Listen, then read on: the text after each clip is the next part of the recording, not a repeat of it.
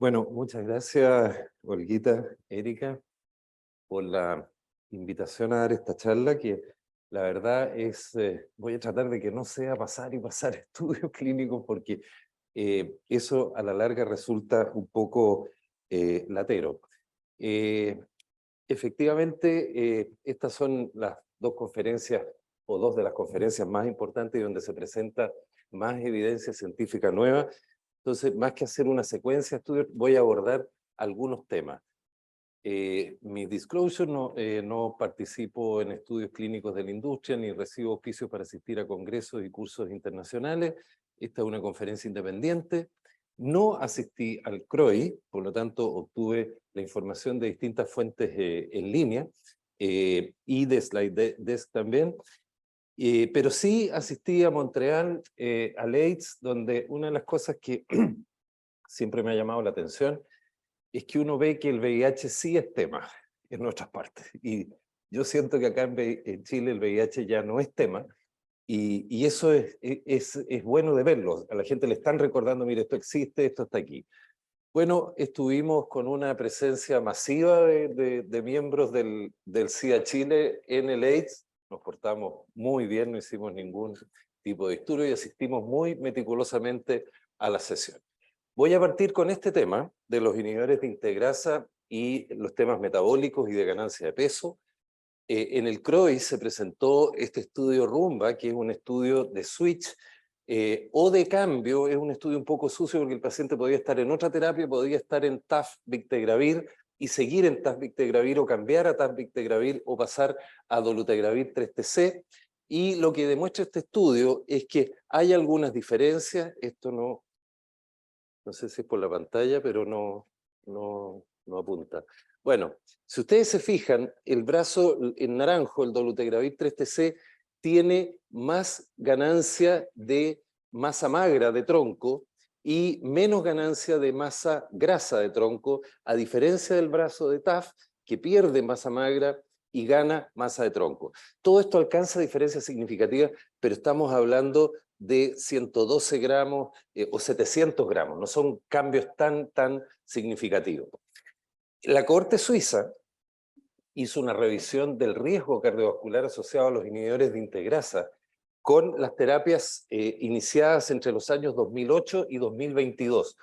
Lo primero que llama la atención es lo que está en letra, que no sé si alcanzan a leer, que el 2008 0% de los pacientes estaban en inhibidores de integrasa y el 2022 el 96% de los pacientes de toda la corte suiza están en inhibidores de integrasa, lo que demuestra que es la familia que se lleva las preferencias. En este estudio, a diferencia de un estudio que se había presentado en el CROI del año anterior, en que sí se había visto un aumento del riesgo cardiovascular, los pacientes que iniciaban dolutegravir durante los primeros 12 meses, en este estudio no se demostró que tuvieran mayor riesgo cardiovascular. Este estudio se ha presentado muchas veces, yo creo que esta es la última, el NAMSAL y el ADVANCE terminaron. El NAMSAL en Camerún presentó semana 192. Esta es comparación de dolutegravir y efavirenz, pero con el TLD, el primero, tenofovir lamivudina, el que usamos acá en Chile, y tenofovir lamivudina efavirenz. Los resultados favorecieron al dolutegravir en términos de supresión virológica. Esto está dado más por el snapshot que por fallas virológicas, como les voy a mostrar después en el ADVANCE, pero sí fue significativa la mayor eficacia, si uno la mide así con los que se presentan a la semana 192 indetectable, pero la ganancia de peso también fue mayor, 7 kilos contra 5 kilos. Por lo tanto, si nosotros lo comparamos con nuestros pacientes, los que tengamos en TLD van a ganar más peso que los que tengamos en el antiguo atripla. Y el ADVANCE, que también terminó en Sudáfrica, este es más refinado, digamos, porque tiene efavirenz con tenofovir, disoproxil y emtricitabina, tiene dolutegravir con el mismo backbone y tiene dolutegravir con TAF y FTC. Este estudio, al término, lo que muestra, si ustedes se fijan, no sé si alcanzan a leer la primera línea, pero demuestra que los brazos de dolutegravir por intención de tratamiento fueron superiores al de efavirenz. Pero si ven la segunda línea, que es on treatment, la eficacia es similar, porque está dada principalmente por mayor toxicidad, abandono, pero los pacientes que continúan el tratamiento obtienen la misma eficacia virológica. Donde sí se obtienen diferencias es, por ejemplo, en la ganancia de peso. Y en promedio, los dos brazos de dolutegravir, pero especialmente el brazo de taf-dolutegravir, gana el doble de peso que los que están en efavirenz. En términos de obesidad, vean las tasas de obesidad, que son importantísimas, 28, 29%, y en términos de síndrome metabólico, con efavirenz 7% y 25%, si estoy viendo bien, para dolutegravir con TAF. Pero en la línea de abajo está la diferencia mujer-hombre, y ahí sí que las cosas se ponen feas, porque la ganancia de peso en mujeres es mucho mayor en el brazo de TAF con dolutegravir que en el brazo de efavirenz y que en el brazo de tenofovir disoproxil. En resumen, los resultados finales del ADVANCE, que entre paréntesis fue el primer estudio que puso la alerta sobre la ganancia de peso con dolutegravir y TAF, el dolutegravir fue superior a efavirenz, por las razones que les estoy dando, pero el dolutegravir con TAF versus el dolutegravir con tenofovir con disoproxil tuvo mayor ganancia de peso, mayor obesidad y mayor riesgo de síndrome metabólico. Y ahora en el CROI salió este estudio que es la continuación del ADVANCE, el CHARACTERIZE. Todos los pacientes que terminaron la semana 192 se les ofreció pasar nada menos que al TLD, simplificar el TAF, el efavirenz y pasar todos a TLD. Y lo que se vio, no están los 1000 y tantos pacientes del ADVANCE porque no todos habían completado las 48 semanas que se presentaron, es un número un poco menor, pero obviamente que el primer brazo, los que venían de tenofovir disoproxil con dolutegravir y pasaron a tenofovir disoproxil con lamivudina esta vez y dolutegravir, no pasó nada con el peso porque siguieron con lo mismo. Pero los que venían de efavirenz y pasaron a TLD subieron en el primer año más de 2 kilos de peso, que es muy parecido a lo que se había visto en el estudio NAMSAL. Y los que venían de TAF y se les pasó a tenofovir disoproxil, bajaron de peso, lo que confirma que el tenofovir disoproxil y el efavirenz son frenadores del aumento de peso, y cuando se sacan alguno de esos fármacos, se produce el efecto que estamos viendo. Ahora, es bien interesante porque ahí tienen lo que pasó en hombres, las dos líneas superiores, la roja y la verde, hasta lo que está con fondo blanco es el ADVANCE, después viene el CHARACTERIZE. Si ustedes se fijan, la línea de abajo es efavirenz. Los dos brazos en hombres de dolutegravir subieron mucho más de peso que efavirenz. Pero al término del ADVANCE tendieron a emparejarse. Y después se hacen los tres brazos muy parecidos. Pero miren lo que pasa con las mujeres. El brazo rojo es TAF. El del medio es disoproxil con dolutegravir. Y el de abajo es efavirenz. Miren la diferencia de peso al cabo de las 192 semanas en mujeres con que reciban atripla o que reciban TAF con dolutegravir. Pero vean lo que pasa cuando les cambian a todas a TLD. Las que estaban con TAF cayeron violentamente de peso, bajaron muy significativamente de peso en la línea superior. Las que estaban con tenofovir siguieron en el mismo canal de crecimiento, y las que estaban en efavirenz y le sacaron el efavirenz para ponerle dolutegravir, subieron rápidamente de peso. Lo que confirma lo que estamos conversando, que efavirenz y disoproxil tienden a frenar el aumento de peso. Y esto hace una reflexión. Yo no sé si a ustedes les ha tocado mujeres que tienen en inhibidores de integrasa y que al cabo de algunos años vienen y dicen, doctor, yo no sé qué hacer porque estoy gorda, he subido 20 kilos, yo tengo varios casos. Se pueden hacer cosas, o sea, se puede sacar el inhibidor de integrasa, y si es TAF, se puede sacar el TAF si es que están las condiciones para usar disoproxil, por ejemplo. Este otro estudio se los quiero mostrar, este fue en el AIDS. Esta es una comparación no de victegravir con dolutegravir, porque ahí los tienen ustedes en el primer brazo en supresión virológica, 95% de supresión en pacientes naive, lo que es altísimo. Pero esto es la comparación de TAF-victegravir, que es la rama azul, contra tenofovir disoproxil. ¿En qué? En hepatitis B. Estos eran pacientes coinfectados con hepatitis B. Todas las columnas que están para allá se refieren a hepatitis B. La primera es VIH. Entonces, ¿qué mostró este estudio? Hasta hace no tanto tiempo se decía tenofovir disoproxil fumarato está aprobado y tiene evidencia en hepatitis B, pero TAF no la tiene.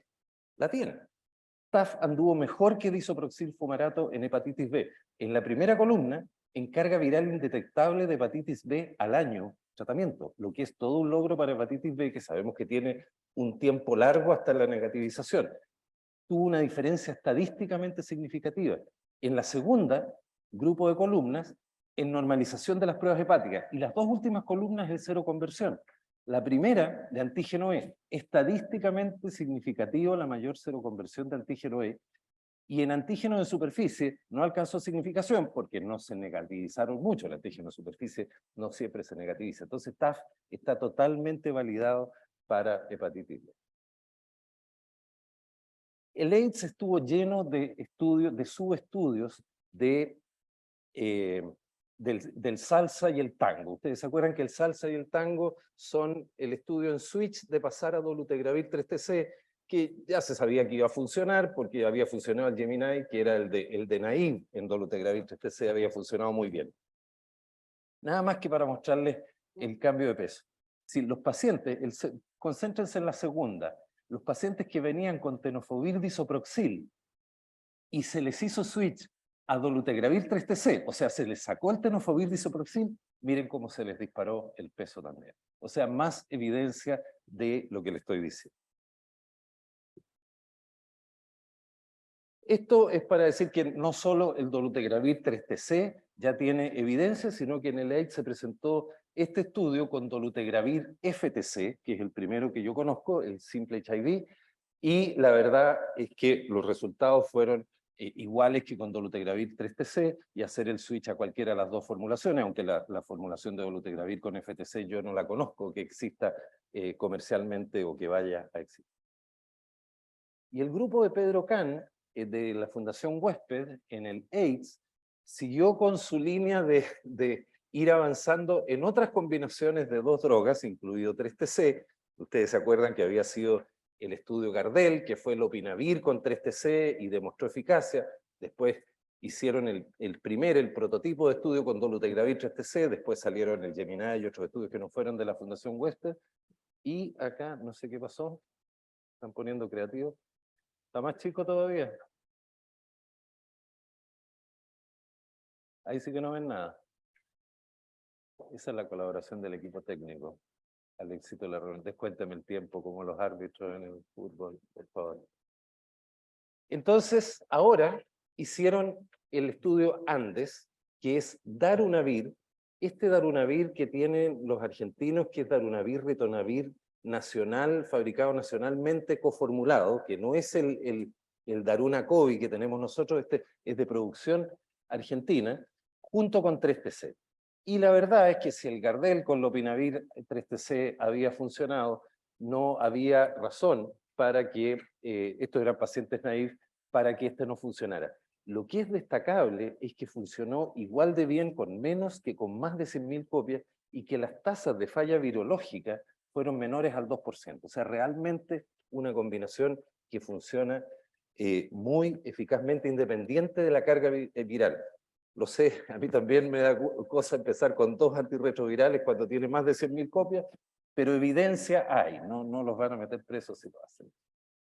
Bueno, y para los pediatras, me tomo la libertad de darles la bienvenida. Pensé que se lo iba a dar Olguita, pero es un gusto que esté toda la delegación de infectólogas pediátricas acá con nosotros. Se presentaron ya resultados finales de toda esta sombra que existió respecto al dolutegravir en la etapa concepcional, o su uso preconcepcional y la exposición durante la concepción. La verdad es que en el AIDS ya se había presentado con un número de 10.000 o cerca de 10.000 nacimientos, los resultados finales, y ya se había revertido la tendencia a una mayor incidencia de efecto del tubo neural en dolutegravir.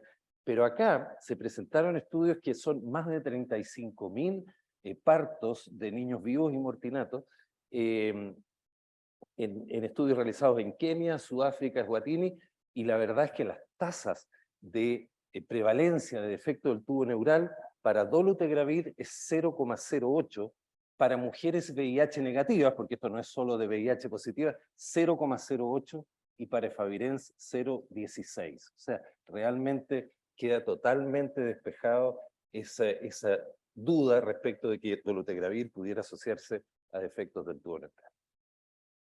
¿Qué hay de enfermedad avanzada y pacientes experimentados? Lo digo porque enfermedad avanzada es un problema que estamos viendo. En el AIDS, el doctor Brites presentó este estudio de comparación en pacientes con enfermedad avanzada, menos de 200 CD4, de efavirenz versus dolutegravir.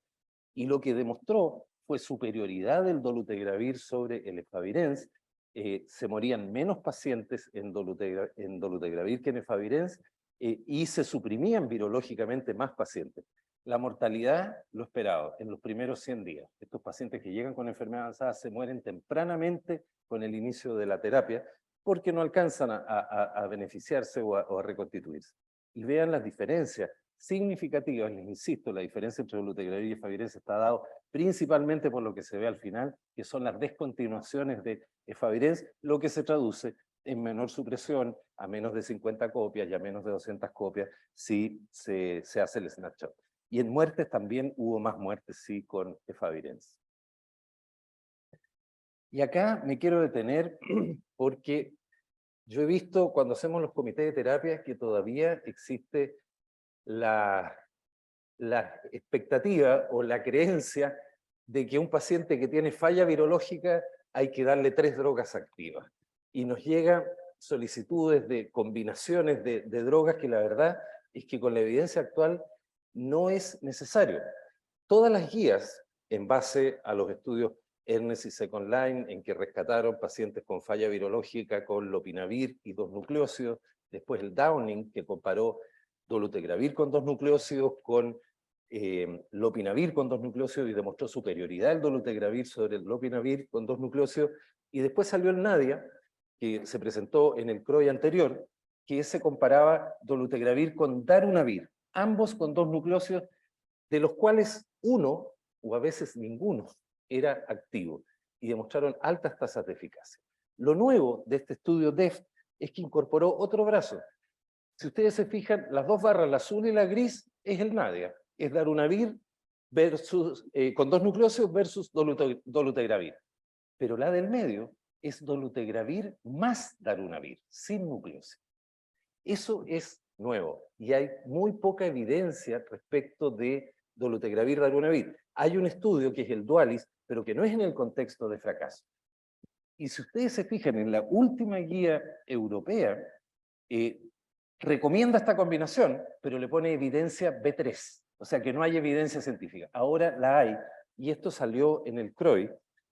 Los resultados fueron que los 2 brazos de dolutegravir fueron no inferiores a darunavir, pero el brazo de dolutegravir-darunavir fue superior al de darunavir con 2 nucleócidos.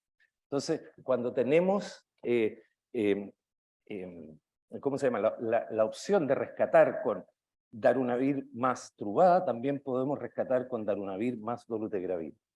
Las conclusiones son las que le decía, pero nuevamente, respecto del brazo de darunavir con 2 nucleócidos, los 2 brazos con dolutegravir tuvieron una ganancia 2,7 kilos superior al brazo de darunavir y 1,7 kilos superior. O sea, hay que estar dispuesto a pagar ese precio.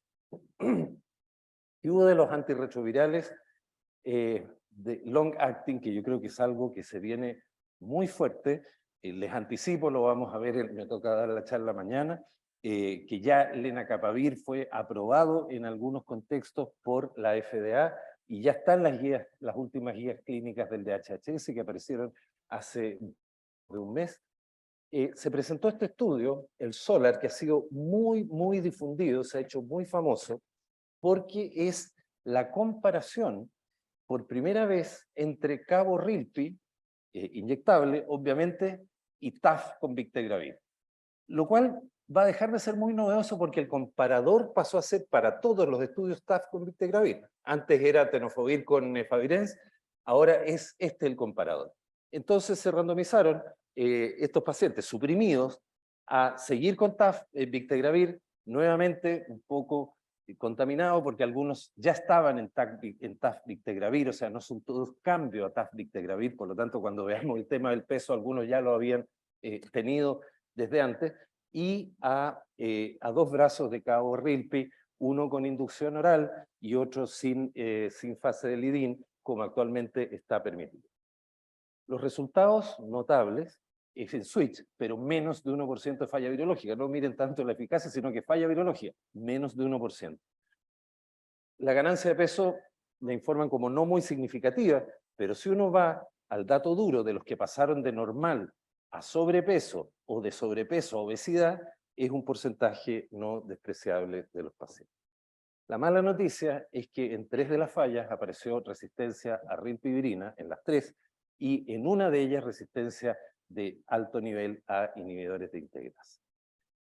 Y respecto al síndrome metabólico, ahí sí pueden comparar porque está el brazo de cabo-rilpi en azul y el brazo de TAF en naranjo, y las 3 columnas son el basal a los 6 meses y a los 6 meses y a los 12 meses, y ustedes ven que no hubo aumento en el porcentaje, en la tasa de síndrome metabólico, en ninguno de los 2 brazos, y tampoco, si comparan la primera con la tercera columna en cada lado, aumento en la resistencia a la insulina. O sea, metabólicamente fueron bastante seguros. Esto también me quiero detener porque yo sé que ustedes, muchos pacientes le dicen, ya, doctor, ¿y cuándo va a llegar el inyectable? Yo no quiero tomar más pastillas. Pero yo creo que todavía hay que darle alguna vuelta a cuál es el escenario más allá de la voluntad del paciente en que uno diría, este paciente es para inyectable. Y a uno se le viene a la mente, por lo menos a los que llevamos más tiempo en esto es tratamiento directamente observado. O sea, ponerle cabo-rilpi cada 2 meses es DOT, o sea, es asegurarse la adherencia. Inmediatamente surge, ya, en los pacientes menos adherentes uno podría buscar una fórmula para inyectar. Y esto lo hicieron. Lo hicieron en una clínica de VIH en San Francisco, que se llama la Sala 86, y eligieron 133 participantes que no elegiría nadie para un estudio. Si ustedes se fijan, 68% no blancos, 66% con unstable housing, debe ser algo así como el eufemismo que nosotros aplicamos de situación de calle o cercano a situación de calle, 33% con abuso actual de sustancias y 33% con enfermedad mental importante, psiquiátrica severa. O sea, a un estudio clínico esto no entra, en eso se los aseguro. Y el 43% entró a cabo-rilpi sin estar suprimido virológicamente, con carga viral detectable. O sea, esto yo creo que era como el paciente que el médico dijo, ya, a este pongámosle porque no se va a tomar ninguna cosa, le vamos a poner la cabo-rilpi. Y vean la eficacia que tuvo.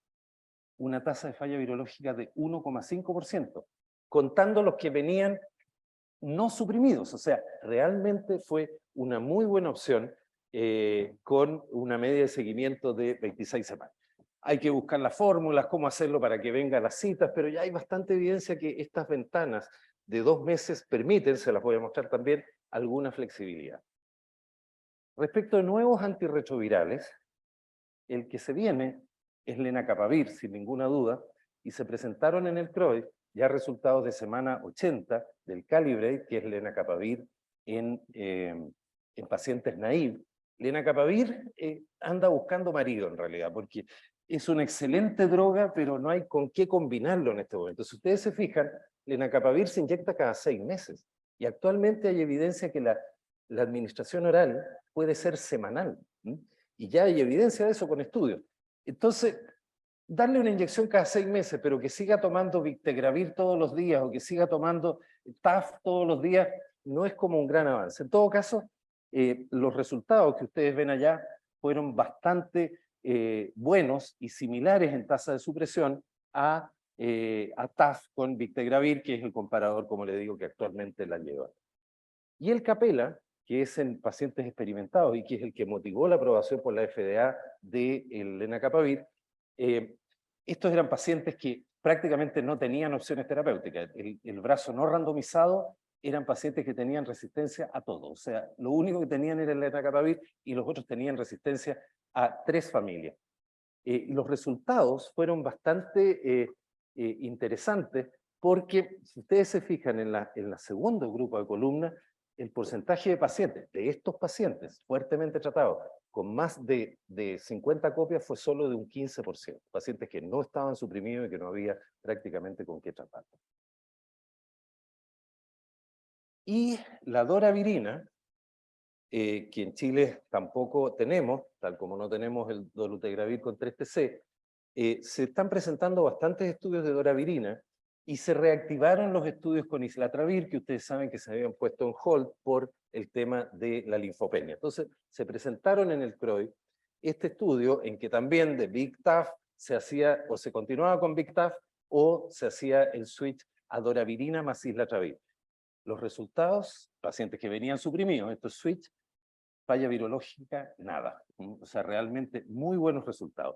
El problema es que ustedes ven ahí, aquí se estaba usando la dosis de islatravir de 0,75 miligramos diarios, y esa dosis demostró lo que se ve ahí, que los pacientes del brazo de islatravir no solo no subían su CD4, sino que los bajaban comparados con los que continuaban con TAF.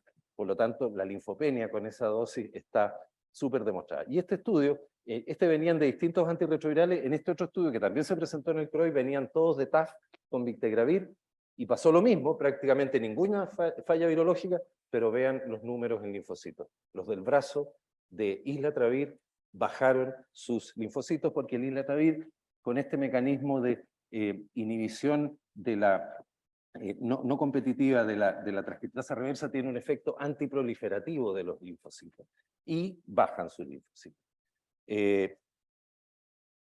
No sé, aquí me faltó. Me faltó. Esto lo presentó la doctora Catherine Squires en el CROI, en que se lo traigo básicamente. Esta baja de los linfocitos no se ha asociado a enfermedades oportunistas, enfermedades infecciosas oportunistas. No sabemos cáncer en el largo plazo, por lo tanto tampoco es decir, mire, es totalmente inocua. Pero se producen y se mantienen en el tiempo, 48, 72 semanas, y lo que quiero destacarles es que se seleccionó esta dosis de 0,25, o sea, la tercera parte de la dosis que se usó en los estudios, porque con esa dosis no se frena en la proliferación de los linfocitos y no se produce linfopenia. Pero eso significa que los estudios se van a tener que hacer de nuevo con esta dosis antes de que el islatravir sea probablemente el compañero perfecto del lenacapavir, y de hecho ya se anunció una fusión comercial con fines de investigación entre MSD y Gilead para desarrollar lenacapavir con islatravir. Y lo que la lleva, los anticuerpos de amplio espectro neutralizante, los broadly neutralizing antibodies. Esto es lo que les va a tocar a ustedes. Yo ya no voy a hacer más coberturas de congresos a futuro, y aquí sí que los van a volver locos, porque esto, si los otros son nombres de estudio, que por lo menos le ponen nombres que uno se puede acordar o los asocia con algo, pero acá es una cosa terrible. Esto la lleva, la verdad es que la tecnología de las vacunas de RNA mensajero tuvo un impacto muy importante en el...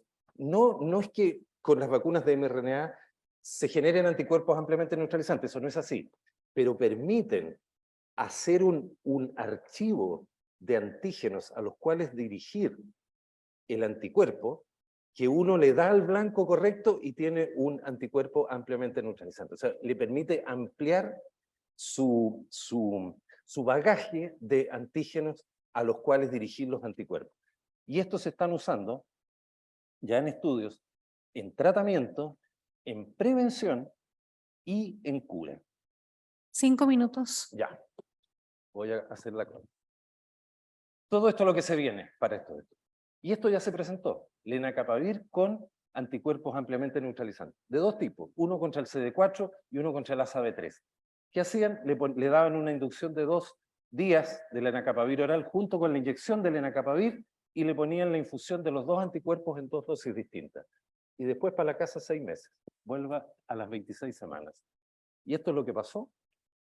90% de pacientes suprimidos a los 6 meses, sin recibir ni una pastilla, uno que falló y que se pudo resuprimir, y uno que no volvió en el otro brazo.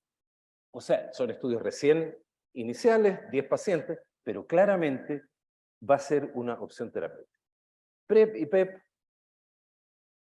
no puedo dejar de mencionarle, yo que me quita el micrófono, lo tengo que mencionar, el HPTN 084 que se presentó en el AIDS. Este estudio, la verdad, a mí me costó pelea con el grupo latinoamericano. Les cuento que la próxima semana se lanzan los estándares latinoamericanos de testeo y prevención, y le dije, no puede no ir el cabotegravir inyectable.